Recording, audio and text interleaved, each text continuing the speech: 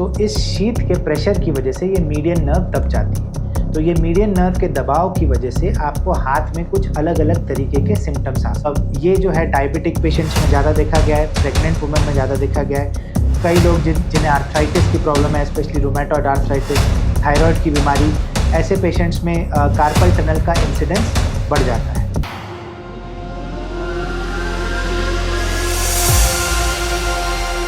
आज हम बात करेंगे कार्पल टनल सिंड्रोम पे। तो कार्पल टनल सिंड्रोम है क्या?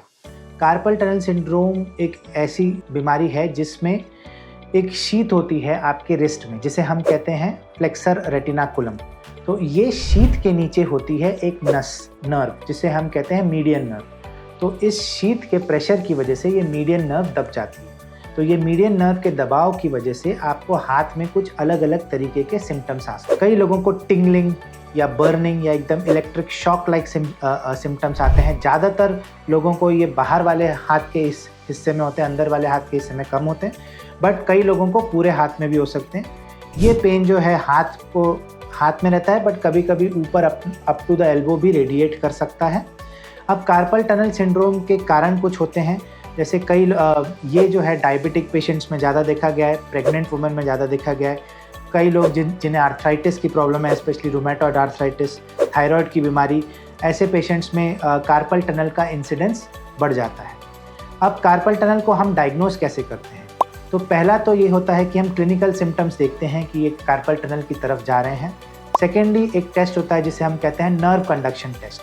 तो नर्व कंडक्शन टेस्ट में आपकी नसों को टेस्ट किया जाता है। आपकी जो नसें हैं वो सही तरह से काम कर रही हैं, उनकी वेलोसिटी ठीक है, उनका एम्पलीट्यूड ठीक है, और इसके बेस पे हम बताते हैं कि आपको जो कार्पल टनल सिंड्रोम है वो माइल्ड है, मॉडरेट है या सीवियर वैरायटी का है। तो पहले स्टेजेस में हम जनरली मेडिसिन्स देते हैं नर्व पेन की, और कंजर्वेटिव मैनेजमेंट प्रेफर करते हैं। रिस्ट के लिए स्प्लिंट होता है, कुछ स्पेसिफिक पोस्चर्स को अवॉइड करना होता है जिससे आपका कार्पल टनल बढ़ जाता है। ये सब करने के बाद अगर रिलीफ नहीं हो तो हम कुछ मिनिमली इन्वेजिव प्रोसीजर्स कर सकते हैं, जिसे हम कहते हैं स्टेरॉयड इंजेक्शंस, जिसमें एक छोटा सा इंजेक्शन आपके कार्पल टनल के अंदर जाता है जिससे आपको पेन रिलीफ मिल सकता है। और लास्ट ऑप्शन होता है कि हम सर्जरी करते हैं। तो सर्जरी जो होता है वो फ्लेक्सर रेटिनाकुलम को एक कट करते हैं जिससे वहाँ पे स्पेस मिल जाए। तो कार्पल टनल काफ़ी हद तक ट्रीटेबल बीमारी है। ऐसी और वीडियोज़ के लिए आप हमारे चैनल को लाइक करें, सब्सक्राइब करें और शेयर करें। Thank you.